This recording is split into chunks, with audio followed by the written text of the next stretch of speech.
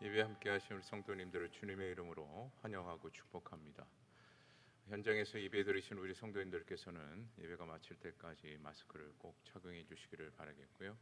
그리고 영상으로 예배 드리신 우리 성도님들께서는 용모를 단정히 하셔서 예배로 영광 돌리시기를 바라겠습니다. 우리 다 같이 일어나셔서 모든 영광을 하나님께 찬양하심으로 5월 넷째 주 성령 강림절 2부 예배로 살아계신 하나님 앞에 영광을 돌리겠습니다.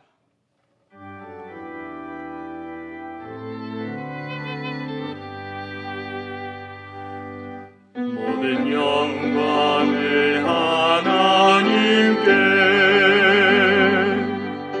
모든 영광을 하나님께,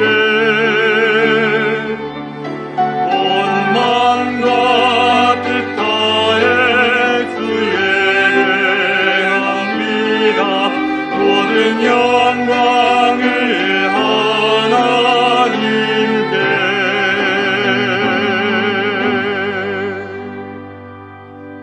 하나님은 영이시니 예배하는 자가 영과 진리로 예배할지니라. 아멘.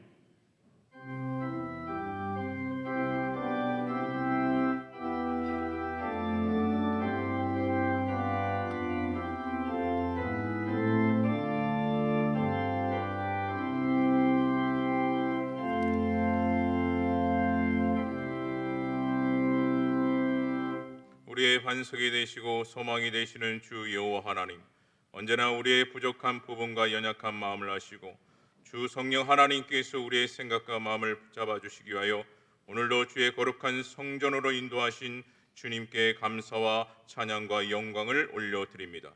오늘의 예배가 성령 충만한 은혜로 믿음이 회복되는 예배가 될 줄 믿사오며 우리를 구원하신 예수 그리스도의 이름으로 기도드립니다.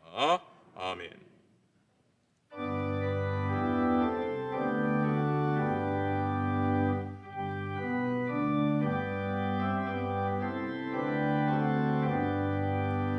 전능왕 오셔서 주 이름 찬송해 하옵소서. 영광과 전능의 성부여 오셔서 우리를 다스려 주옵소서. 강생한 선자여 오셔서 기도를 들으소서. 택하신 백성들 꼭 내려주시고 거룩한 마음을 주옵소서. 위로의 주 성령 오셔서 주옵소서. 전능한 주시여 각 사람 마음에서 떠나지 마시고 계십소서.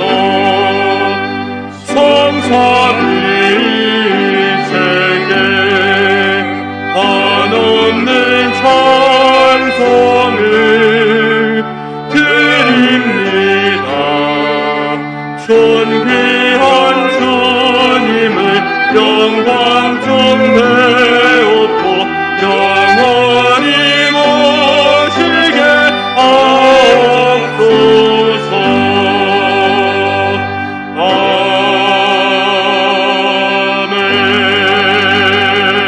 아멘. 그의 이외 여호와의 영 곧 지혜와 총명의 영이요 모략과 재능의 영이요 지식과 여호와를 경외하는 영이 강림하시리니 오직 하나님이 성령으로 이것을 우리에게 보이셨으니 성령은 모든 것 곧 하나님의 깊은 것까지도 통달하시느니라. 내가 아버지께 구하겠으니 그가 또 다른 보혜사를 너희에게 주사 영원토록 너희와 함께 있게 하리니 그는 진리의 영이라. 보혜사 곧 아버지께서 내 이름으로 보내실 성령 그가 너희에게 모든 것을 가르치시고 내가 너희에게 말한 모든 것을 생각나게 하리라. 오직 성령이 너에게 임하시면 너희가 권능을 받고 예루살렘과 온 유대와 사마리아와 땅 끝까지 이르러 내 증인이 되리라 하시니라. 아멘. 전능하사 천지를 만드신 하나님 아버지를 내가 믿사오며 그 외아들 우리 주 예수 그리스도를 믿사오니 이는 성령으로 잉태하사 동정녀 마리아에게 나시고 본디오 빌라도에게 고난을 받으사 십자가에 못 박혀 죽으시고 장사한 지 사흘 만에 죽은 자 가운데서 다시 살아나시며 하늘에 오르사 전능하신 하나님 우편에 앉아 계시다가 저희로서 산자와 죽은 자를 심판하러 오시리라. 성령을 믿사오며 거룩한 공의와 성도와 서로 교통하는 것과 죄를 사하여 주시는 것과 몸이 다시 사는 것과 영원히 사는 것을 믿사옵나이다. 아멘.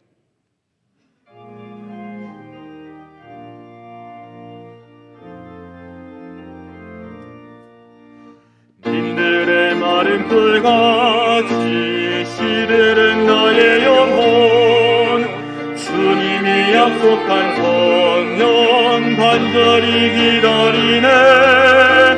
가물어 메마른 땅에 단비를 내리시듯 성령의 단비를 부어 새 생명 주옵소서.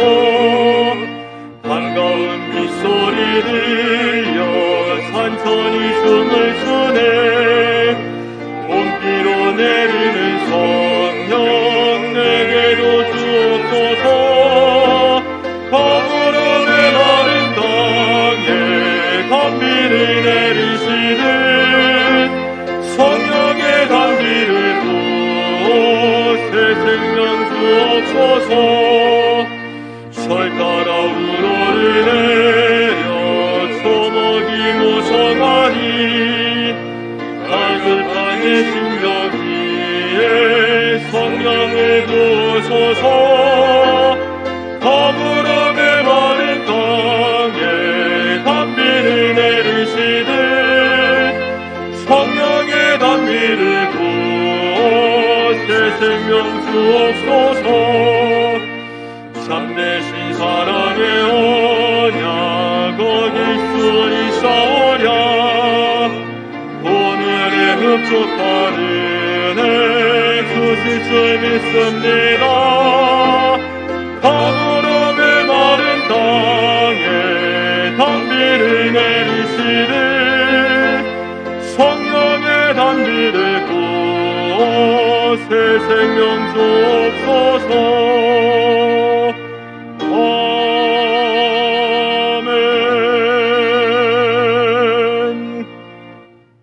사랑과 은혜가 풍성하신 하나님 아버지, 오늘도 저에게 거룩한 성일과 성령 강림 주의를 허락하셔서 주님 전으로 발걸음을 인도하심을 감사드립니다. 세상에서 지고 나온 수고와 무거운 짐은 이 시간 모두 주님 십자가 앞에 내려놓고 주님 주시는 평안과 위로 속에 예배드리게 하여 주옵소서. 사랑의 주님, 한 주간 삶 가운데 디뎠던 발걸음의 흔적에 우리들의 죄를 고백합니다. 하나님과 이웃을 사랑하며 거룩하게 살라 하셨지만 우리의 연약함으로 지은 허물과 죄를 회개하오니 십자가의 보혈로 깨끗게 하여 주옵소서. 하나님 아버지, 오늘은 성령 감림 주일로 지킵니다. 오직 성령이 너희에게 임하시면 너희가 권능을 받고 예루살렘과 온 유대와 사마리아 땅끝까지 이르러 내 증인이 되리라 약속하셨던 주님, 오순절 마가의 다락방에 임하셨던 성령의 뜨거운 역사가 이 재단에도 동일하게 임하게 하옵소서. 성령의 역사로 모든 성도들이 꿈과 비전이 하나 되게 하시고 우리 성광교회를 향하신 하나님의 계획이 저희들의 기도 제목이 되게 하시며 인생의 목표가 되게 하여 주옵소서. 하나님 아버지, 세계 모든 민족과 이 나라를 속히 코로나 바이러스로 인한 질병의 공포로부터 벗어나게 하여 주옵소서. 대통령과 유정자들에게 지혜를 다하여 주시어 이 나라가 속히 정치 경제가 안정될 수 있도록 인도하여 주옵소서. 남북으로 갈라진 이 나라 이 민족을 주의 복음으로 통일이 앞당겨지며 이 땅에 진정한 평화가 임하게 하여 주옵소서. 하나님 아버지, 49년 동안 세우신 우리 성광교회와 늘 함께 하심을 감사드립니다. 성광교회가 구리 남양주 지역을 넘어 대한민국의 저희 세대에서 믿음의 터가 더욱 견고케 되길 원합니다. 연수가 더할수록 지경을 넓혀가게 하여 주시고 주님 오시는 그날까지 주님 원하시는 일을 잘 감당하게 나갈 수 있도록 축복하여 주시옵소서. 성경 필사 대행진과 서로 사랑의 캠페인을 허락하신 하나님, 온 성도들이 다 함께 참여함으로 성도 간의 깊은 교제와 주님이 주시는 행복함을 만끽하는 마지막 5월 가정의 달이 되게 하여 주옵소서. 특별히 오늘도 저희와 함께 예배드리길 원하지만 여러 가지 사정으로 나오지 못한 교우들이 많이 있습니다. 먼저 구하옵기는 육체의 질병 때문에 병상에서 고통당하는 자들을 기억하여 주시옵소서. 침상에서 눈물로 부르짖는 성도들의 기도를 들으시고 긍휼을 베풀어 주시옵소서. 해외 나가 복음을 전하시는 선교사님들의 신병과 가정을 안전하게 지켜 주옵소서. 복음 사역을 주님 계획 안에서 하나하나 이루어갈 수 있도록 주님 도와주시고, 특별히 우리 교회 외국인 형제들의 믿음을 굳건게 하여 주시어 그들 날에 필요한 신실한 사역자들이 많이 세워지게 하여 주옵소서. 이 시간 말씀을 가지고 단위에 세워주신 단임 목사님에게 함께하여 주옵소서. 영육의 강건함을 늘 허락하여 주시고 말씀의 능력과 기도의 능력을 허락하여 주셔서 이 시대에 귀하게 쓰임받는 목회자로 세워 주옵소서. 오늘 선포하는 말씀에도 갑절의 영감을 허락하여 주셔서 이 시간 말씀을 듣는 자마다 그 은혜의 시간이 되게 하여 주옵소서. 할렐루야 찬양대가 정성으로 준비한 찬양을 기뻐 받아주시고 찬양대원들에게 하나님의 크신 은혜를 내려 주옵소서. 이 모든 말씀을 우리 주 예수 그리스도 이름으로 기도드려 싸움나이다. 아멘.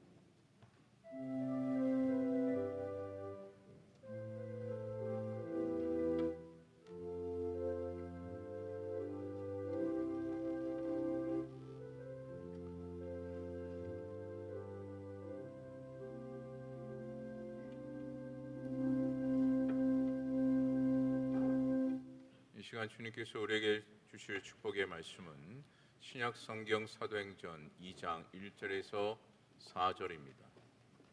신약 성경 188면에 기록이 되어져 있습니다. 제가 사도행전 2장 1절에서 4절까지 봉독해 드리도록 하겠습니다. 2장 1절입니다. 오순절 날이 이미 이름에 그들이 다 같이 한 곳에 모였더니 호련히 하늘로부터 급하고 강한 바람 같은 소리가 있어 그들이 앉은 온 집에 가득하며 마치 불의 혀처럼 갈라지는 것들이 그들에게 보여 각 사람 위에 하나씩 임하여 있더니 그들이 다 성령의 충만함을 받고 성령이 말하게 하심을 따라 다른 언어들로 말하기를 시작하니라. 아멘.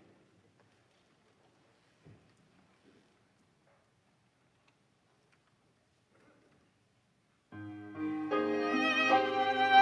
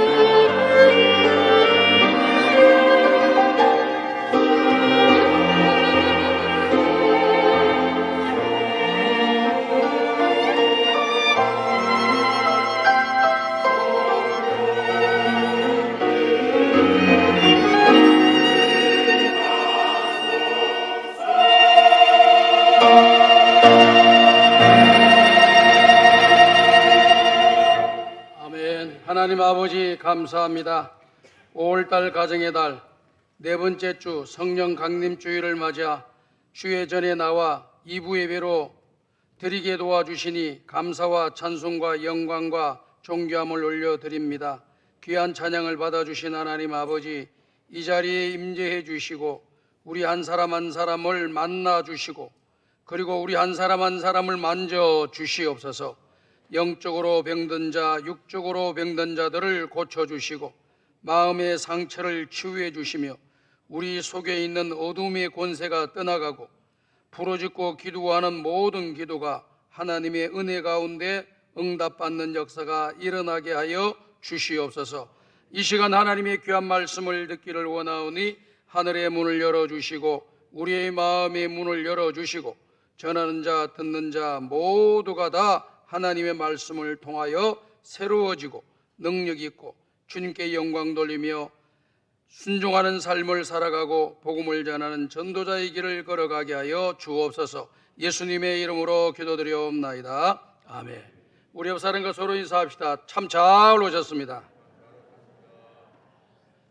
5월달 가정의 달 네 번째 주 성령 감림 주일 2부 예배에 참석하신 우리 모든 성도 여러분들에게 하나님의 은혜와 평강이 함께 하시고 부르짖고 기도하는 모든 기도를 다 응답 받으시기를 주님의 이름으로 축복합니다. 오늘은 사도행전 2장에 기록되어 있는 말씀의 내용을 가지고 성령의 충만함을 받으라 라고 하는 제목으로 함께 은혜를 나누고자 합니다. 우리가 신앙생활을 할 때요, 이렇게 성경에 있는 말씀의 내용들을 잘 보시면은 곰곰하게 생각해 보시게 되면은 정리되는 내용들이 많이 있습니다. 그냥 대충 지나가면 잘 모를 가능성이 상당히 높고요. 곰곰하게 앞뒤 문맥을 따져보면서 상황을 살펴보면서 쭉 읽어보게 되면 은혜가 되고 유익이 되고 정리가 되는 내용들이 많이 있습니다. 특별히 우리가 신앙생활을 하면서 우리가 믿는 것이 무엇을 믿는가, 이걸 잘 기억하셔야 돼요. 여러분은 무엇을 믿으십니까? 그래서 우리는 할마다 날마다 이렇게 주의 전에 나올 때 믿는다라고 하는 내용을 우리 입술로 고백을 하고 있잖아요. 뭘 고백합니까? 전능하사 천지를 만드신 하나님 아버지를 내가 믿습니다. 그리고 그의 아들 우리 주 예수 그리스도를 믿습니다. 그리고 성령을 믿습니다. 이렇게 우리가 고백을 하잖아요. 그러니까 성부 하나님, 성령 하나님, 성자 하나님을 믿는다라고 하는 그런 내용이에요. 그러니까 우리가 흔히 들어봤던 삼위일체 하나님을 우리가 믿는다라고 하는 그러한 말씀이죠. 그러니까 성부와 성자와 성령은 그 위격이 동등하고 그 근본과 권위가 동등하다라고 하는 것을 말씀해주고 있는 것입니다. 그렇기 때문에 성경에서 나와 있는 말씀의 내용대로 우리 교회가 모든 것을 운영하잖아요. 그리고 목사님들이 이렇게 강단에서 말씀을 증거하고 축도를 할 때도 성경에 나와 있는 근거에 따라서 모든 일을 진행하게 되는 것이죠. 우리가 잘 알고 있는 고린도후서 13장 13절을 보게 되면은 이와 같이 말씀을 하고 있습니다. 주 예수 그리스도의 은혜와 하나님의 사랑과 성령의 교통하심이 너희 무리와 함께 있을지어다. 이것이 바로 사도 바울이 고린도 교회에 기도했던 축복의 기도입니다. 오늘날 이 축복의 내용, 축도의 내용이 우리 성도들에게 또 목사님이 축복을 기도를 하는 내용에 근본이 된다고, 근원이 된다라고 하는 것을 우리가 잘 알고 있지요. 그래서 제가 기도할 때도 항상 성부와 성자와 성령의 이름으로 축복 기도를 하고, 세례를 줄 때도 성부와 성자와 성령의 이름으로 세례를 주노라, 이렇게 하는 겁니다. 그래서 우리는 삼위일체 되신 하나님을 믿는 하나님의 백성들입니다. 그리고 그 하나님께서 오늘 저와 여러분들에게 은혜를 내려주셔가지고 구원받은 백성으로서 이 땅에 믿음의 길을 걸어가게 해 주시는 것입니다. 그러면 이렇게 삼위일체 하나님을 우리가 어떻게 믿을 수가 있느냐, 언제 믿게 되느냐라고 라고 하는 말씀입니다. 성경을 보면은 사도행전 16장에 주 예수를 믿어라. 그리하면 너와 내 집이 구원을 얻으리라 라고 말씀했습니다. 예수를 믿으면 구원을 받는 역사가 일어나요. 그러니까 이 믿음이라고 하는 것은 언제 생기느냐? 복음을 들을 때 생기는 거예요. 이 복음이라고 하는 것은 하나님의 말씀을 말하는 거예요. 그래서 로마서에서 말씀했던 것처럼 믿음은 들음에서 나며 들음은 그리스도의 말씀으로 말미암느니라 라고 말씀했습니다. 그러니까 우리가 언제 믿음 생기느냐? 복음을 들었을 때. 언제 믿음을 생기느냐? 하나님 말씀을 들을 때. 언제 믿음이 생기느냐? 하나님 말씀을 읽으면서 깨달아질 때.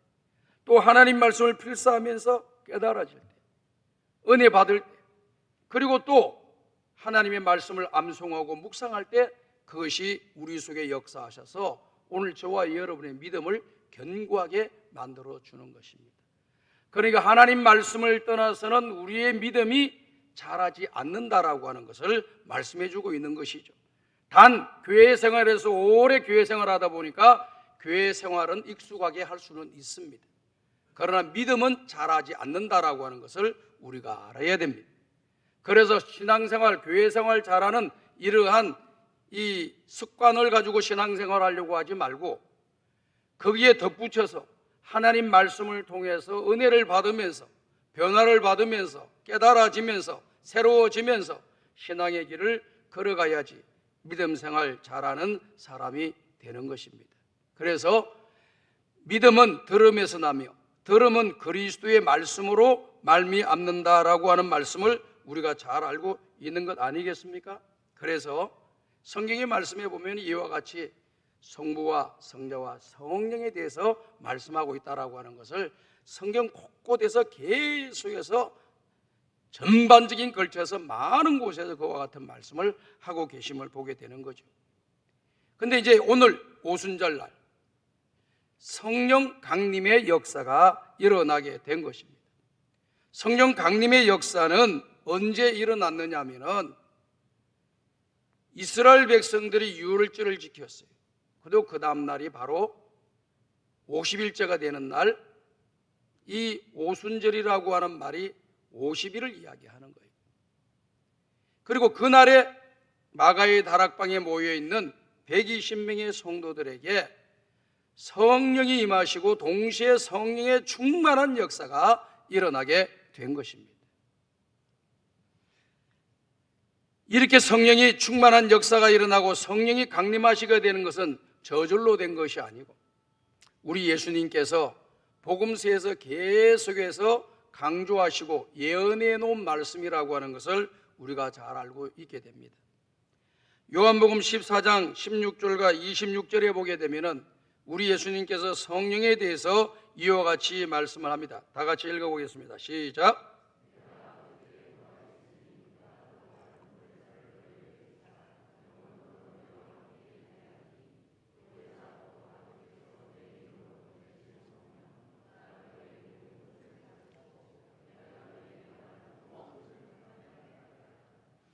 여기에 보니까 이렇게 말씀하셨죠. 내가가 누굽니까? 우리 예수님 말씀하는 거잖아요. 예수님께서 아버지께 구하겠으니 그가 또 다른 보혜사를 너희에게 주사 영원토록 너희와 함께 있게 하리니 보혜사 곧 아버지께서 내 이름으로 보내실 성령 그가 너희에게 모든 것을 가르치고 내가 너희에게 말한 것을 모든 것을 생각나게 하리라 라고 말씀을 하셨습니다. 여기에 보니까 너희와 영원토록 함께 있게 하겠다.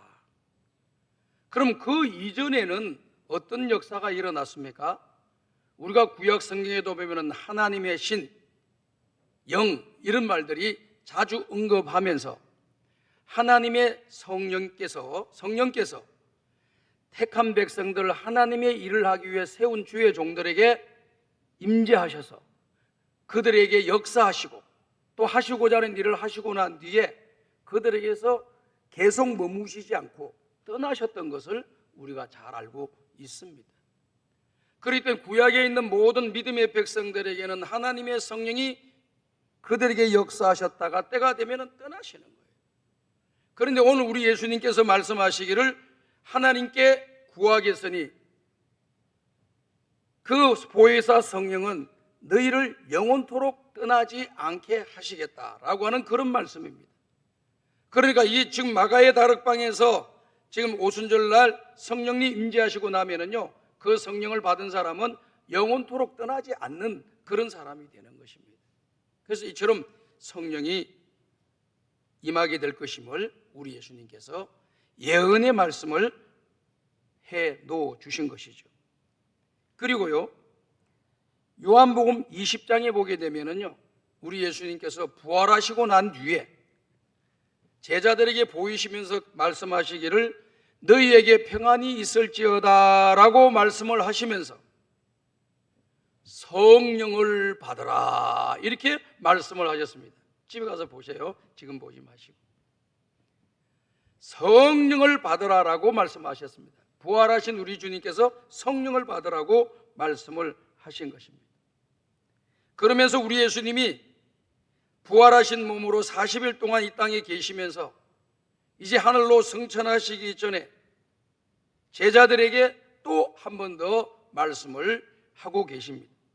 사도행전 1장 4절에서 5절의 말씀입니다. 다 같이 읽어봅시다. 시작. 사도와 함께 모이사 그들에게 분부하여 이르시되 예루살렘을 떠나지 말고 내게서 들은 바 아버지께서 약속하신 것을 기다리라. 요한은 물로 세례를 베풀었으나 너희는 몇 날이 못되어 성령으로 세례를 받으리라 하셨느니라. 자, 예루살렘을 떠나지 말고 아버지께서 약속하신 것을 기다리라. 약속하신 것이 뭐냐면은 성령을 말하는 겁니다. 아버지께서 약속하신 성령은 구약에 있는 선지자들이 하나님께서 그 선지자를 통해서 성령을 보내주실 것을 약속을 하신 거거든요. 그 성령께서 맨날 되지 못해서 너희에게 임하게 될 것이다.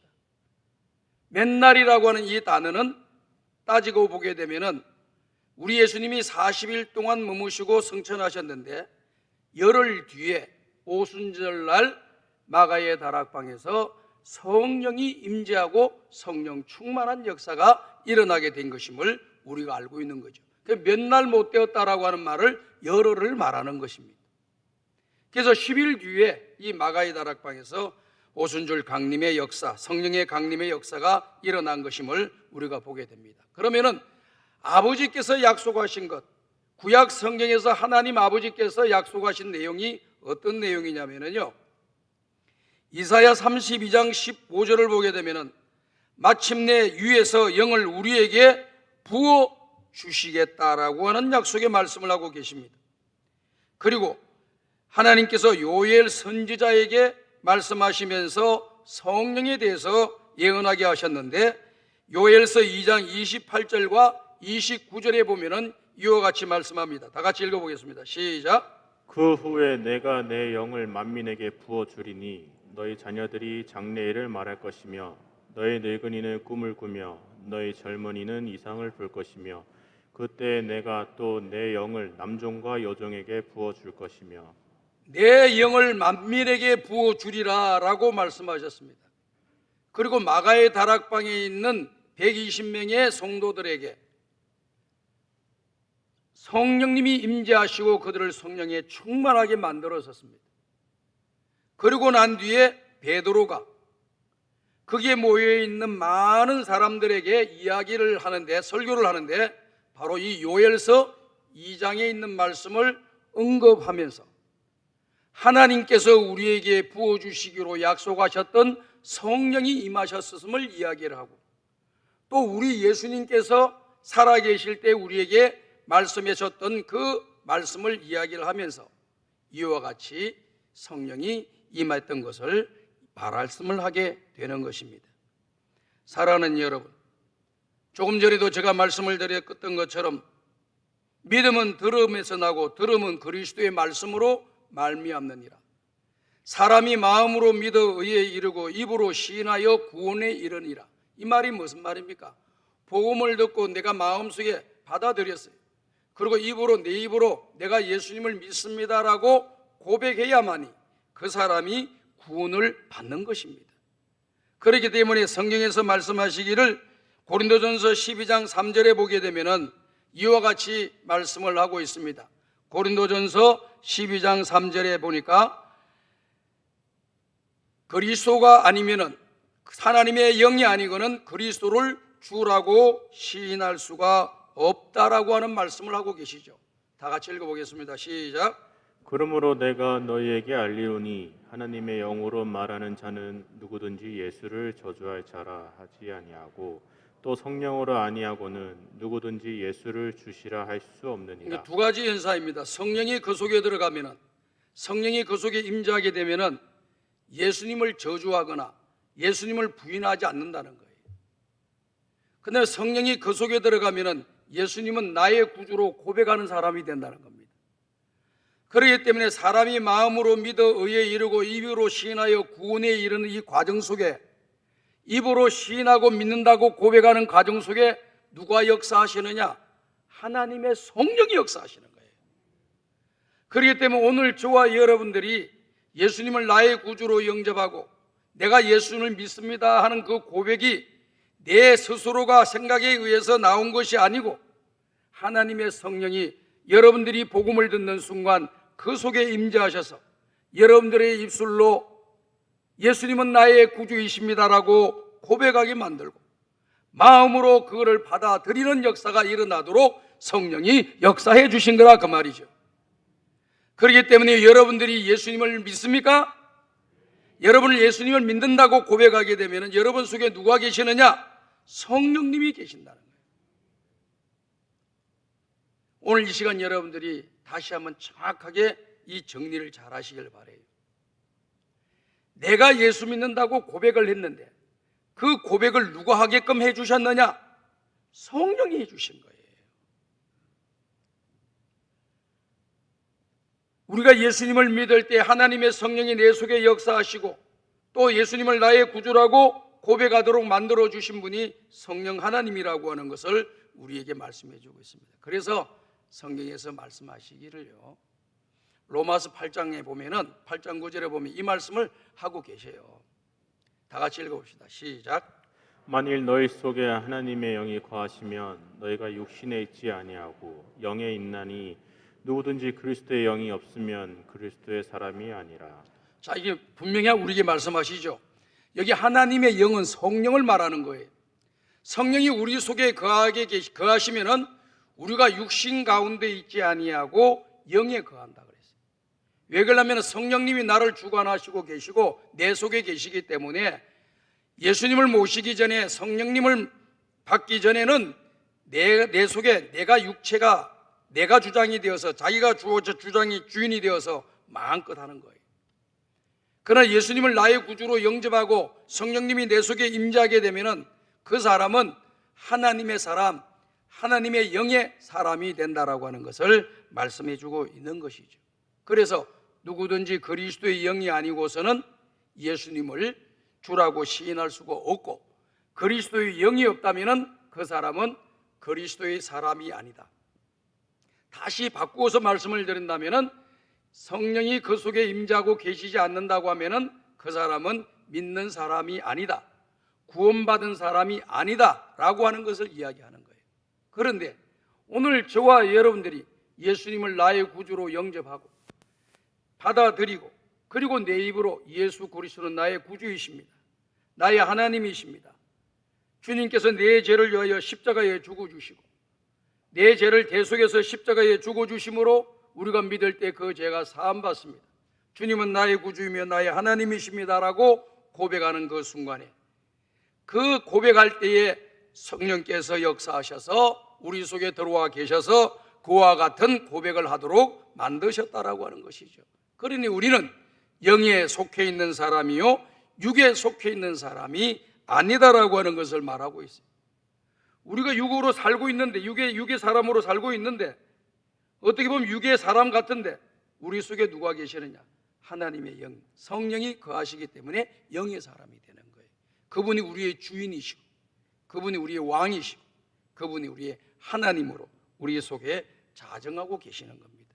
그렇기 때문에 하나님께서 오늘 저와 여러분들을 다 이와 같이 성령을 받게끔 만들어 주신 거예요. 언제 성령 받게 만들어 주시는 겁니까? 예수 그리스도를 나의 구주로 영접하게 될 때 그와 같은 역사가 일어나도록 만들어 주셨다라고 하는 것을 말씀해 주고 있는 것이죠.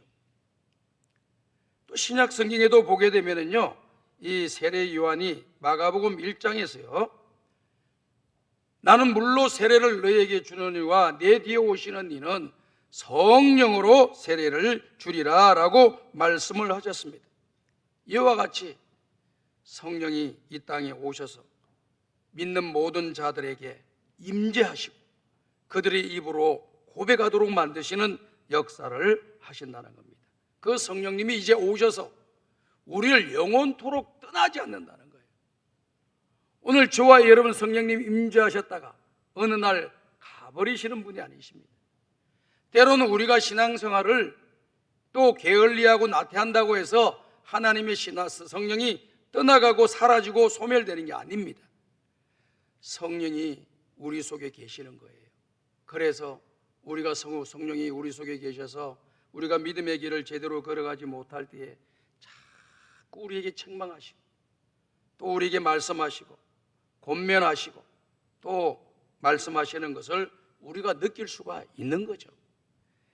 내가 이렇게 살면 안 되는데, 내가 이렇게 신앙생활을 엉터리로 하면 안 되는데, 이런 마음이 생기는 것이 내 인간의 자의에서 생기는 것이 아니고 내 속에 계시는 성령이 그것을 알게 하시고 깨닫게 하시고 또 느끼게 하시고 또 기억나게 해 주신다고 하는 그러한 말씀입니다. 그 성령께서 이제 약속하신 대로 마가의 다락방에서 임하셨다라고 하는 거예요. 그 성령이 임하시는 내용을 보니까 어떻게 임하셨나 하는 것을 우리에게 보여주고 있죠. 사도행전 2장 2절과 3절의 말씀을 보겠습니다. 다 같이 읽어보겠습니다. 시작.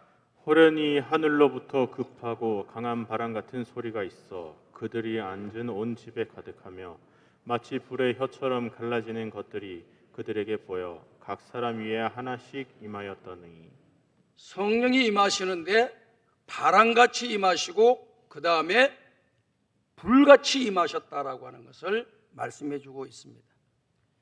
이 마가의 다락방에서 일어난 성령의 임재로 인하는 현상, 이 현상은 지금도 있을 수가 있죠. 그러나 똑같은 것이 있어야만이 성령을 받았고 성령의 임재를 우리가 체험했다라고 말하는 것은 아니에요.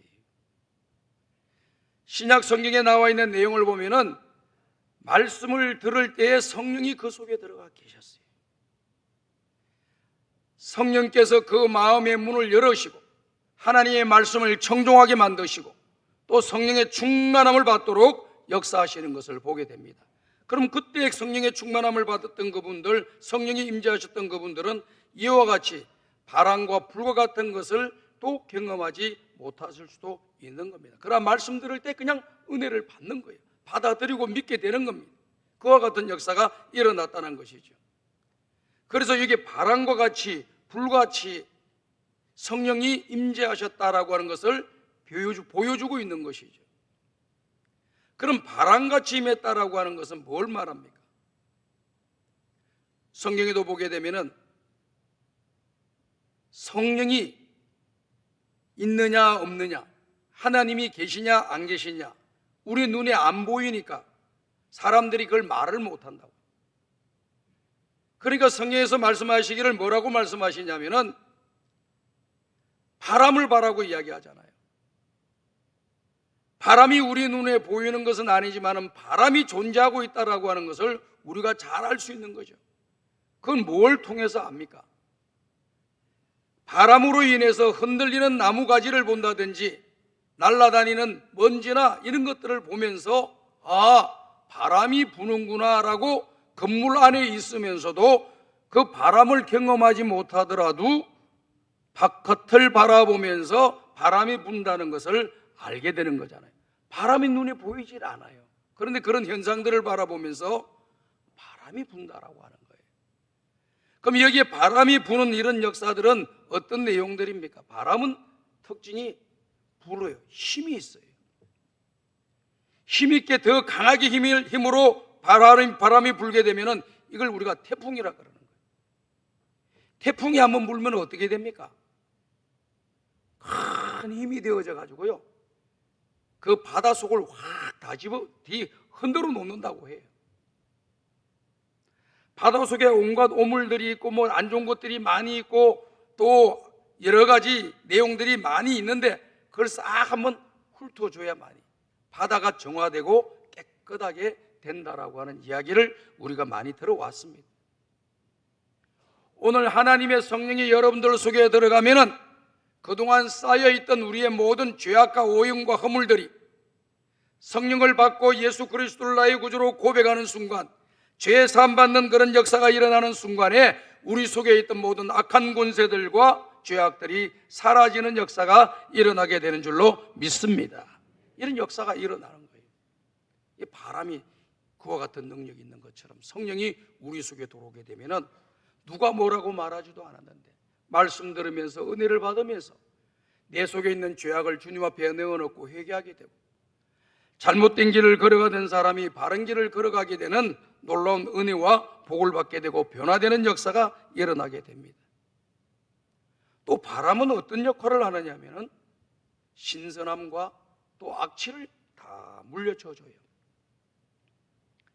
집안에서 요리를 하게 되면은요, 그 냄새가요 다 이렇게 집안에 이렇게 남아있게 되는 거죠. 그 냄새가 나니까 냄새를 해결하기 위해서 우리는 어떻게 합니까? 앞뒤에 문을 열어놓고 그 냄새들이 빠져나가기를 기다리면 됩니다. 하루 이틀 정도만 지나면요, 웬만한 그런 냄새들은 싹 없어지고 그 집안이 청결하게 되고 신선하게 되는 결과를 가져오게 되는 것이죠. 하나님의 성령이 우리 속에 임재하게 되면은 어둡고 더럽고 추하고 잘못된 모든 것들이 다 내 속에서 떠나가 버리고 내 삶에서 떠나가는 그런 역사들이 일어나고 새로워지는 역사가 일어나고 하나님의 은혜로 충만한 역사가 일어나는 놀라운 일들이 일어나게 되는 줄로 믿습니다. 그래서 오늘 우리들은요, 성령을 받아야 됩니다. 누가 성령을 받아야 되느냐? 아직까지 예수 그리스도를 나의 구주로 영접하지 못한 사람들은 성령을 받으셔야 돼요. 그러나 예수 그리스도를 나의 구주로 내 마음을 믿고 입으로 고백하는 사람은 이미 성령이 그 속에 계시다라고 하는 것을 여러분들이 믿으시기를 바랍니다. 그렇기 때문에 성령이 내 속에 계신 분들은 그 다음에 성령을 달라고 기도해서는 안 되고 성령의 충만함을 달라고 기도하셔야 되는 겁니다. 성령의 충만함을 달라고 기도하셔서 성령이 충만해지면 어떤 역사가 일어납니까? 하나님의 뜻대로 믿음의 길을 걸어갈 수 있는 능력을 공급받게 되고 하나님이 주시는 새 힘으로 말미암아 나를 이기고 죄악을 이기고 세상을 이길 수 있는 능력을 공급받게 되는 것입니다. 아직까지 예수님을 나의 구주로 영접하지 못하신 분이라면 성령을 부어주십시오. 성령을 주십시오. 성령님 내 속에 있게 도와주시고 말씀을 듣는 순간 믿어지게 도와주시고 또 받아들이게 도와주시고 내 입으로 예수님을 나의 구주로 고백하게 만들어 달라고 기도하십시오. 하나님이 그분에게 역사하실 줄로 믿습니다. 두 번째는 불과 같다고 했습니다. 불이라고 하는 특징은 첫 번째는 뜨거움이에요. 추운 겨울날에 불이 있는 것과 불이 없는 것은 엄청난 차이가 큰 거죠. 추우면 어떻게 됩니까? 점점 불 없이 추운 데 있으면 그 사람은 얼어 죽어요. 그러나 불이 있으면 아무리 온도가 30도, 영하 40도, 50도가 되더라도 그 안에서 살아남는 역사가 일어나게 되는 것입니다. 오늘 저와 여러분들이 성령을 받게 되면 뜨거운 역사가 일어나게 되는 거예요. 성령의 충만함을 받게 되면 우리 마음이 뜨거워서 가만히 있지 못하고 이것을 겉으로 드러내게 되는 역사가 일어나게 된다는 것입니다. 그래서 이 뜨거운 역사로 말미암아 우리 속에 있는 온갖 죄악들을 다 성령의 불로 태워버리고 능력 있는 삶을 살아가도록 만들어 주시는데 그것을 내가 하는 것이 아니고 내 속에 계신 성령이 역사하시는 것이다라고 하는 것을 여러분들이 믿으시기를 바랍니다. 그래서 에베소 5장을 보게 되면은 사도 바울이 에베소 교회 성도들에게 말씀하시기를 술 취하지 말라. 이는 방탕한 것이니 오직 성령의 충만함을 받으라 라고 말씀을 하셨습니다. 왜 그런 말씀을 하셨을까? 술이라고 하는 것이 우리 속에 들어오게 되면은 성령님이 역사하더라도 성령님이 역사하시는 대로 이끌지 못함을 받아요.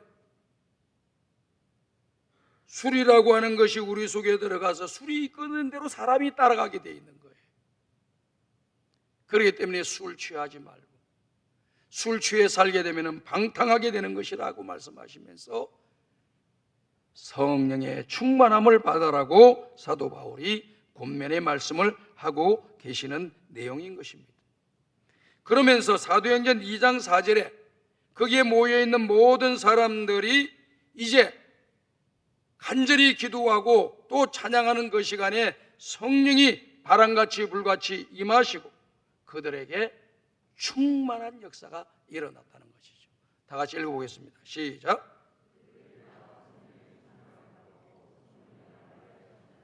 다른 언어들로 말하기를 시작하니라.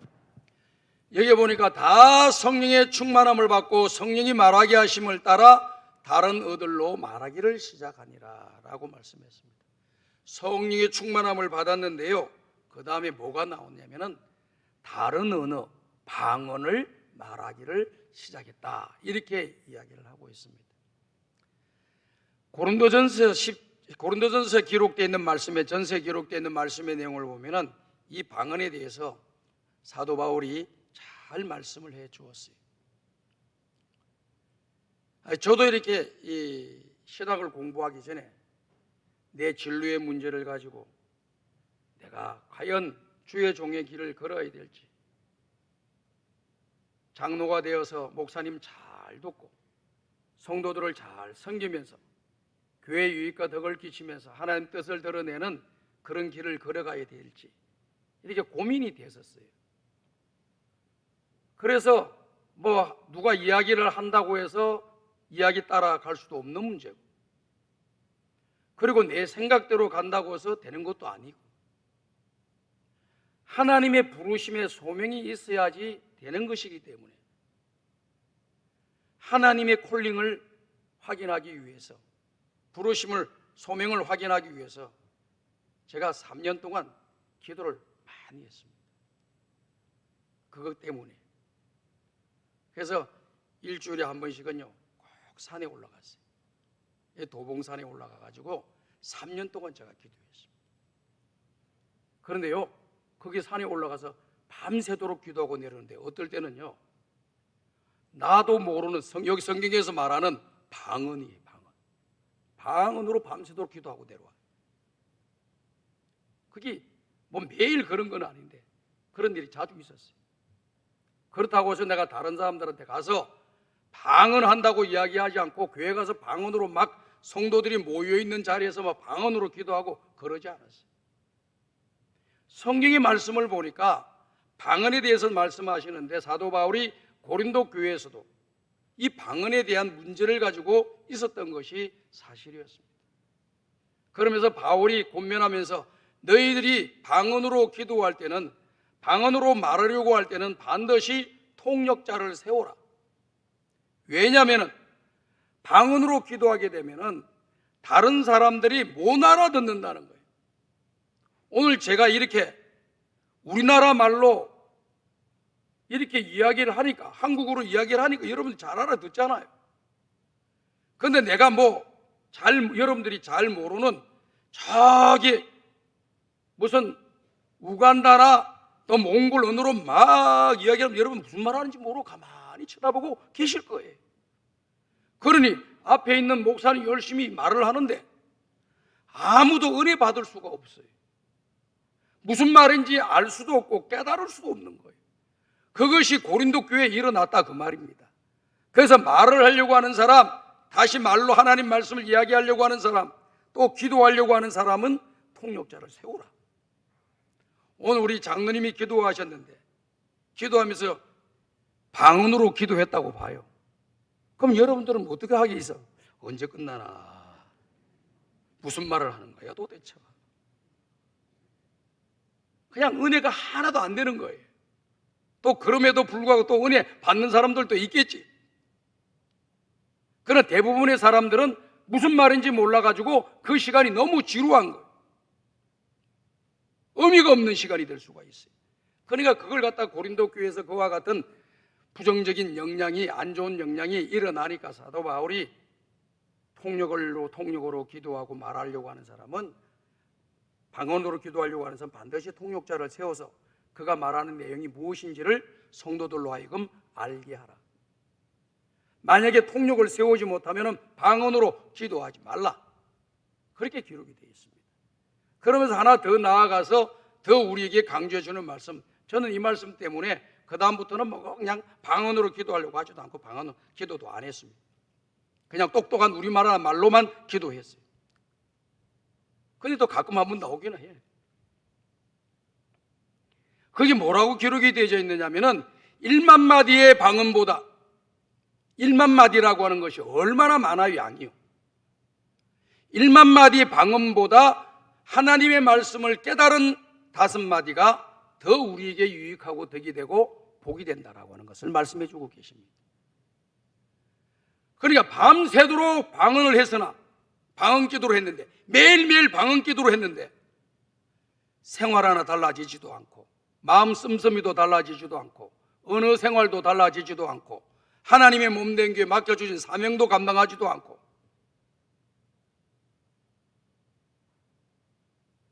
살아간다고 하면은 그 방언이 무슨 가치가 있겠느냐. 이 방언은 기도하니까 오래 기도하나 하게 되더만요. 오래 기도하게 돼요. 오래 밤새도록 해도 뭐 금방 조금밖에 기도 안 한 것 같이 느끼시더라고요. 그렇기 때문에 1만 마디의 방언을 말하는 것보다 하나님 말씀 한 절을 읽고 듣고 보면서 깨달아 가지고 내 생각을 바꾸고 내 마음을 바꾸고 내 가치관을 바꾸고 또 말을 바꾸고 내 소망을 바꾸고 가려고 했던 잘못된 길을 돌아서는 역사가 일어나는 것, 이것이 훨씬 좋다. 이해가 되시면 아멘 하시기 바랍니다. 그래서 여러분들도요, 방언 기도하시면 하시려면 하세요. 괜찮아요. 그런데 혼자 있을 때 기도하셔야 돼요. 왜 그러냐면은 우리 교회도 이렇게 가만 보면은 간혹 방언으로 이렇게 외부에서 오신 분들이 기도를 엄청 세게 하세요. 새벽에 보면 그냥 예배당이 떠나갈 정도로 찌렁찌렁하게 방언 기도를 하니까 그 주변에 있는 사람들이 다 도망가. 시끄러워가지고. 안 도망간 사람도 있기도 하는데 대부분 주변에서 떠나가고 사람들이 가요. 우리는 신앙생활을 할 때 나로 말미암아 하나님의 교회 유익과 덕이 돼야지요. 나로 말미암아 성도들에게 신앙의 방해거리가 되면은 신앙생활 잘못하는 겁니다, 여러분. 하나님의 성령은 거룩한 영이기 때문에 우리 속에 역사하시게 되면은 내 주변에 있는 사람이 은혜를 받게 되고 유익을 얻게 되고 덕을 얻게 되고 또 좋은 선한 영향을 받게 되는 역사가 일어나는 것이에요. 그렇기 때문에 오늘 우리들이 신앙생활을 하면서 성령의 충만함을 받고 성령의 말하게 하심에 따라서 기도하시고 또 깨달은 말씀을 실천하면서 신앙의 길을 걸어가야 됩니다. 그런데 놀라운 거는요, 이 각 나라 방언으로 말을 하는 그 내용이 무슨 내용으로 기도했는가에 대해서 성경이 말씀하고 계시죠. 마가의 다락방에서 각 나라 언어로 기도하는데, 방언으로 말하는데 그 방언의 내용이 무언가 하는 것에 대해서, 무슨 내용으로 기도했는가에 대해서 나와요. 사도행전 2장 11절에 보니 이와 같은 말씀을 하고 있습니다. 들으세요. 화면 안 뜹니다. 그레데인과 아라비아인들이라 우리가 다 우리의 각 언어로 하나님의 큰 일을 말하는 것을 듣는도다 하고 다 놀라며 당황하여 서 이르되 이 일이 어찌된 일이냐 이렇게 이야기했다는 겁니다. 그러니까 각 나라 말로 방언으로 기도하고 있는 그 사람들이 방언으로 기도하는 그 내용을 다른 나라 사람들이 와서 보니까 이 사람 우리나라에 태어나지도 않고 우리나라에서 자란 적도 없고 생활한 적도 없는데 우리나라 말을 저렇게 유창하게 하네. 그게 무슨 말을 하는 거 들어보니까 무슨 내용이냐면은 하나님의 큰일에 대해서 이야기를 하더라는 겁니다. 그럼 하나님의 큰일이 도대체 무엇이냐? 시편 126편 보니까 그 말씀이 딱 나와 있어요. 제가 읽어드릴게요. 여호와께서 시온의 포로를 돌려 보내실 때에 우리는 꿈꾸는 것 같았도다. 그때 우리 입에는 웃음이 가득하고 우리 혀에는 찬양이 차섰도다. 그때 문나라 가운데서 말하기를 여호와께서 그들을 위하여 큰 일을 행하셨도다 하였도다. 여호와께서 우리를 위하여 큰 일을 행하셨으니 우리는 기쁘도다. 이렇게 말씀했습니다. 무슨 내용입니까? 또 그 이전에도요, 구약 성경에 하나님의 큰 일에 대해서 여러 번 언급했어요. 하나님이 하시는 큰 일이 뭐냐? 시편 126편에서는 바벨론 포로로 노예로 잡혀있던 그 이스라엘 백성들이 하나님이 역사해 주심으로 말미암아 그들이 다시 예루살렘으로 돌아오는 자유인이 된 거예요. 누가 했느냐? 사람이 한 것이 아니에요. 하나님이 하신 거예요. 그래서 바벨론 포로로 거기서 노예 생활하다가 죽어야 될 그 사람들이 하나님이 역사해 주심으로, 하나님이 일하심으로 그들이 자유인이 되고 노예의 신분에서 자유인 신분이 되어서 그들의 고향인 예루살렘으로 다시 돌아가는, 이스라엘 나라 땅으로 다시 돌아가는 구원의 역사가 일어났다는 겁니다. 이것을 이스라엘 백성들이 바벨론에서 이스라엘 땅으로 걸어가고 있는 그 무리를 바라보면서 주변에 있는 나라 백성들이 말하기를 저들이 믿는 하나님이 저들에게 큰 일을 행하셨도다 이렇게 이야기하십니다. 그리고 이스라엘 백성들도 하나님께서 우리에게 큰 일을 행해 주셨기 때문에 우리는 기쁩니다 이렇게 이야기를 한 겁니다. 그러니까 정리를 하게 되면 하나님의 큰 일이라고 하는 것은 구원을 이야기하는 거예요. 우리가 신앙생활하고 믿음의 길을 걸어가는 데 있어서 가장 큰 일이 뭐겠어요? 구원받는 일입니다, 여러분. 예수 믿고 구원받는 거예요. 구원받는 것보다 더 큰 거 없어요. 더 큰 은혜 없습니다. 더 큰 사랑 없습니다. 나머지 은혜는 다 부수적인 거예요. 주실 수도 있고 안 주실 수도 있는 거예요. 그러나 다른 모든 부수적인 걸 다 모아놓는다고 하더라도 구원의 은혜와는 바꿀 수가 없는 거죠. 그러니까 구원을 주시는 그 은혜가 가장 큰 은혜, 하나님이 일하시는 가장 큰 일은 구원을 주시는 거예요.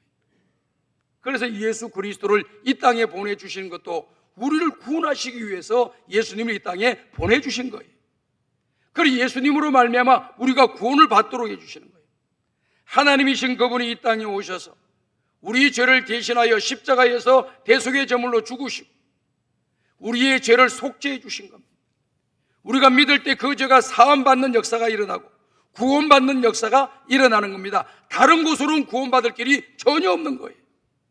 그런데 우리가 설교 전하면서 말씀을 들었잖아요.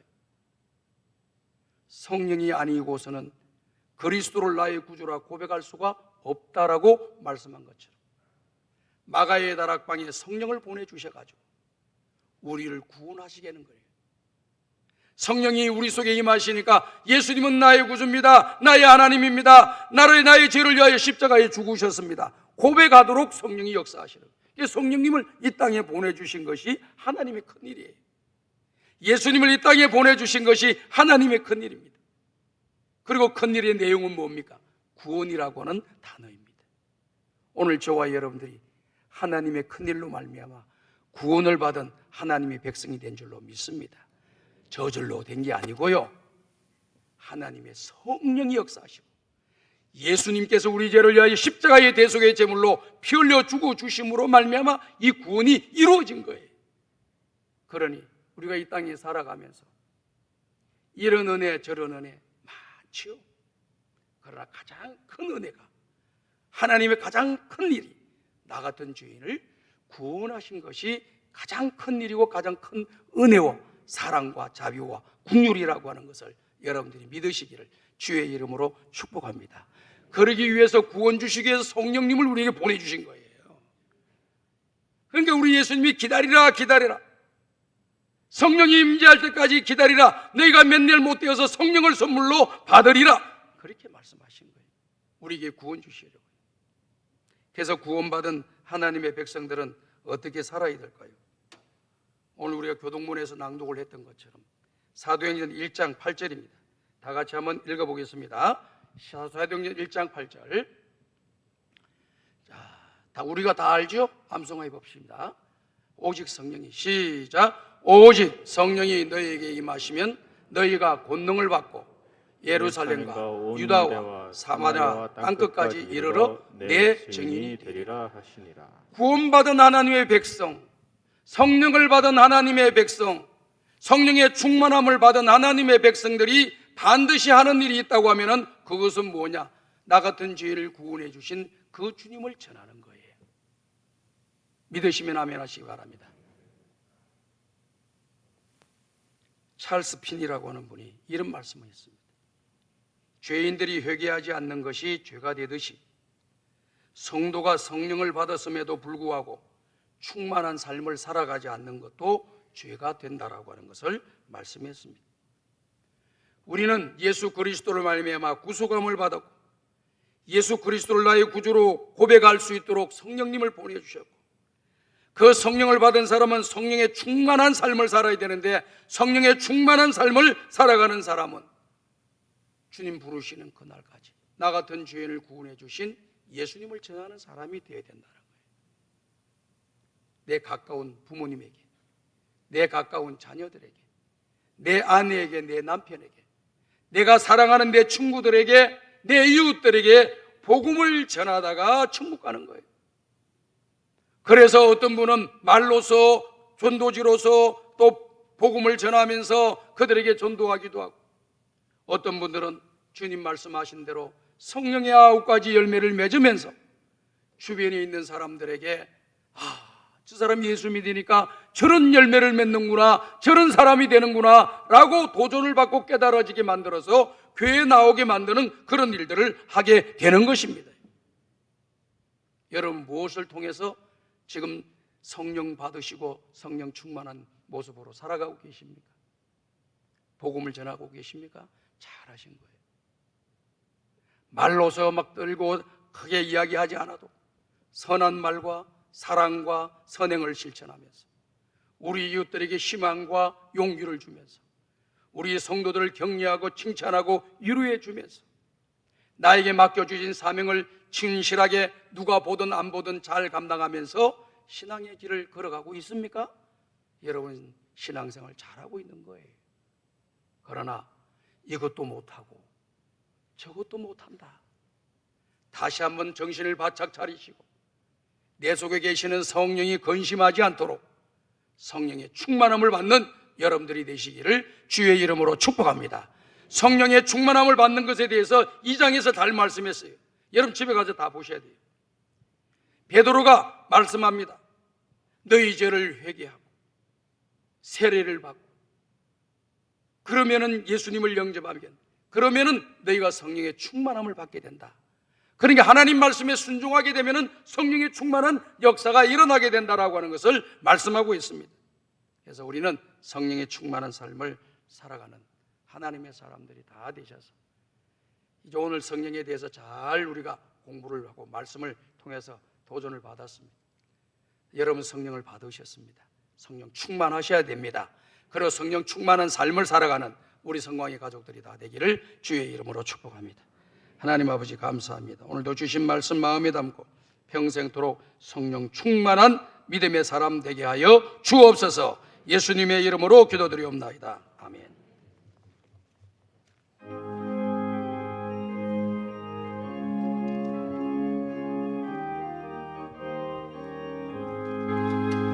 내가 매일 기쁘게 순례에 행함은 주의 팔이 나를 안보하니요 야수의 큰 복을 받는 참된 비결은 주의 영이 함께함이라. 성령이 계시네, 할렐루야 함께하시네.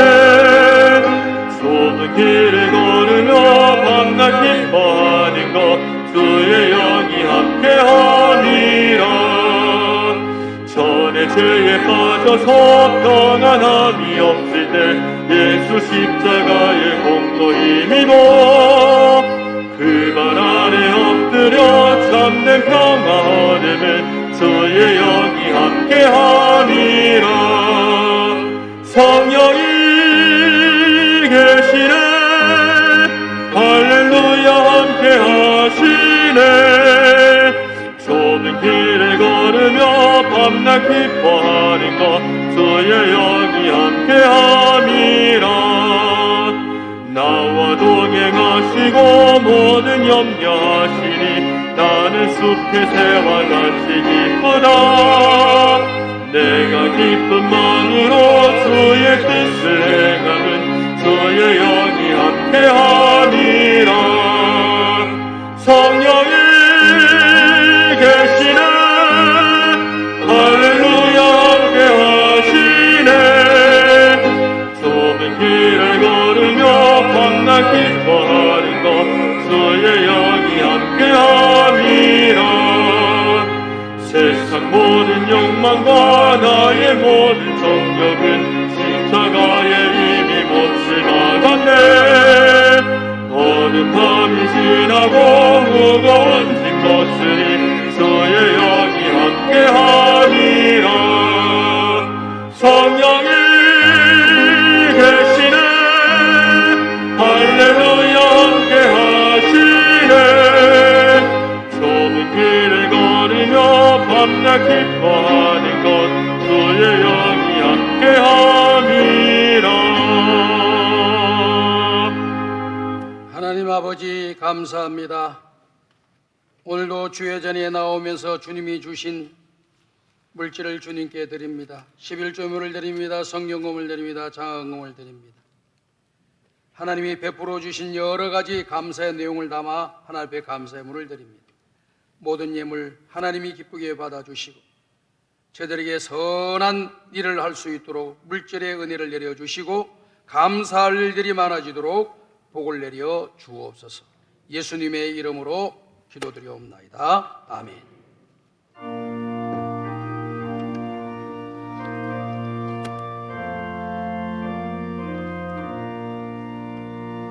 이 천지간 만물들아 복 주시는 주 여호와 선능 성부 성자 성령 찬송하고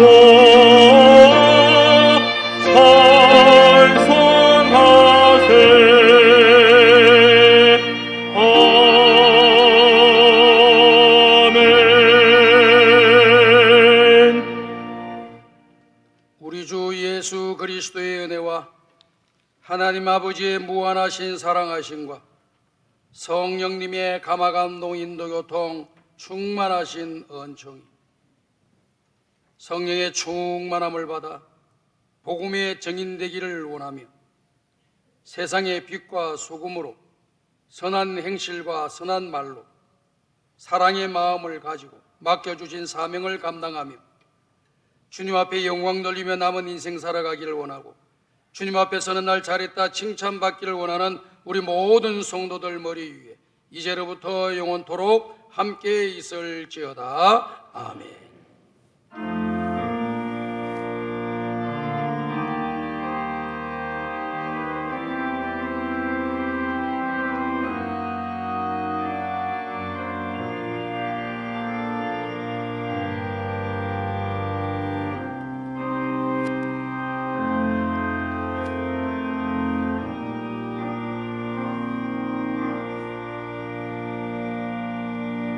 예, 자리에 앉아주시기 바랍니다. 옆 사람과 서로 인사합시다. 참 잘 오셨습니다. 교회 소식은 주부를 보시고 잘 참고해 주시기 바랍니다. 오늘 오신 분들을 주님의 이름으로 축복합니다. 한 주일 동안 승리하시길 바라요. 찬송가 428장을 부르면서 성령 강림 주일 2부 예배를 모두 마칩니다.